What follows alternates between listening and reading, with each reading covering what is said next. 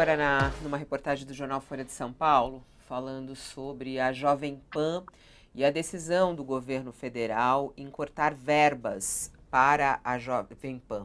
Né? O ministro Paulo Pimenta informou, né, ele é o ministro da Secretaria de Comunicação Social da Presidência da República, o ministro Paulo Pimenta, que é do PT, ele afirmou que cortou verba publicitária da Rádio Jovem Pan em razão, segundo ele, de fake news disseminadas pela emissora. Paulo Pimenta diz que seguiu os entendimentos do Tribunal de Contas da União, ainda que não haja decisão que cite especificamente a emissora.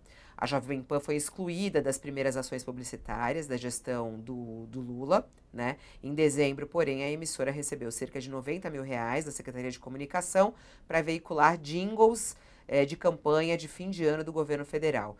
E o veículo se tornou alvo do Ministério Público Federal por abrigar ali comentaristas que defenderam teses golpistas sobre as urnas eletrônicas. Então, houve ali algumas ações e investigações. Em novembro, inclusive, de 2022, a Jovem Pan ainda perdeu a monetização de seus vídeos no YouTube por repetidas violações das políticas contra a desinformação em eleições, o que só foi revertido recentemente. Segundo Paulo Pimenta, ao jornal Folha de São Paulo, abre aspas, não foi por uma decisão política. Existe uma recomendação do Tribunal de Contas da União a partir de um encaminhamento sobre veículos que propagam fake news. Portanto, nós simplesmente seguimos a orientação e a regra dessa recomendação de evitar a vinculação de conteúdo, fecha aspas, foi o que disse Paulo Pimenta.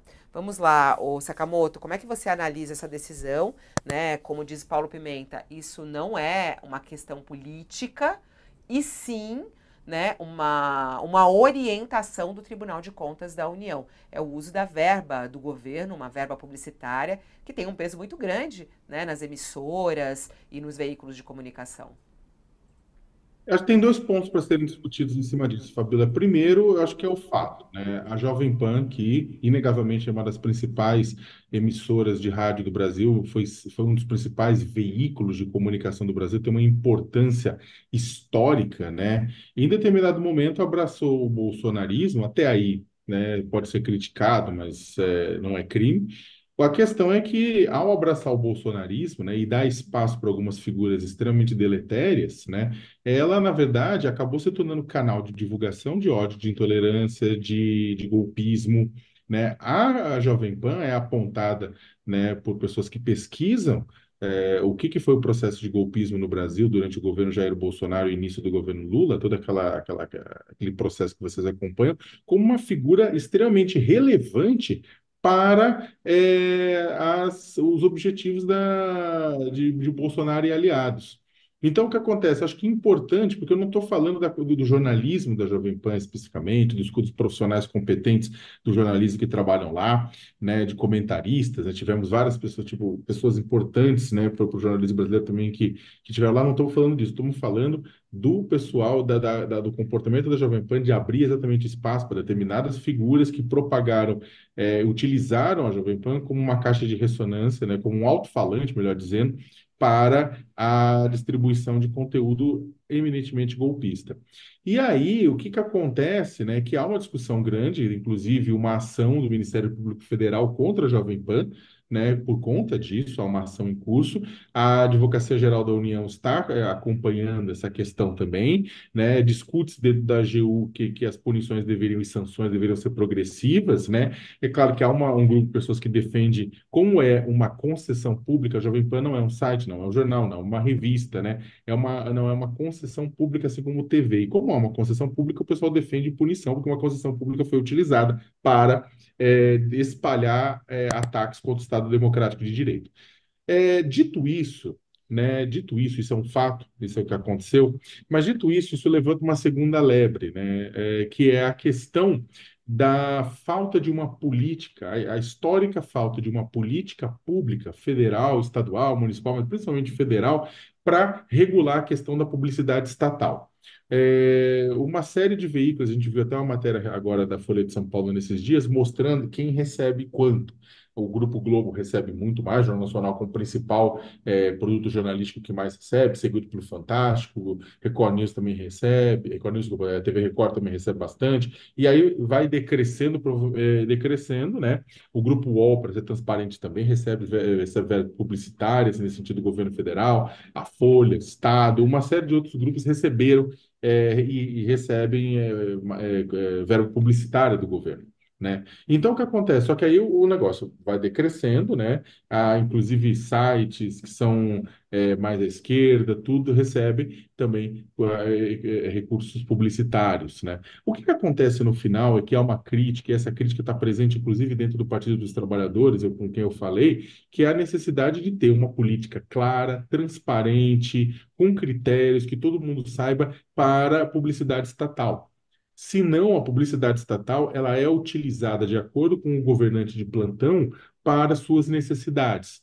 Eu vou botar mais dinheiro no aliado tal, vou botar menos dinheiro na pessoa que eu não gosto, vou botar mais dinheiro aqui, aqui e ali. Não é questão de não financiar. O Bolsonaro fez isso também, sabe? Temer, Fernando Henrique, Lula, Dilma. É uma coisa que precisa mudar, que a forma como tem. Um governo não pode fazer essa escolha, tem que ter um critério que vai pegar publicidade pelos recursos dados aos tem audiência, mas também tem que ter entrada, comunicação em nicho, como vários outros países do mundo civilizado têm, como na Europa tem, como em outros lugares tem, que é uma política que não varia de acordo com o político de plantão, né? Então, essa política, uma vez desenvolvida, pode estar, inclusive, critérios democráticos, critério técnico. O governo não vai botar dinheiro em quem está defendendo, quem está sendo usado de uma forma não pontual, como uma opinião pontual, mas de uma forma estrutural, para golpe de Estado. Mas precisamos de uma política nesse sentido. Ah, temos? Não, não temos. Não temos uma política de comunicação nesse sentido. E isso, na verdade, é ruim para a independência jornalística, é ruim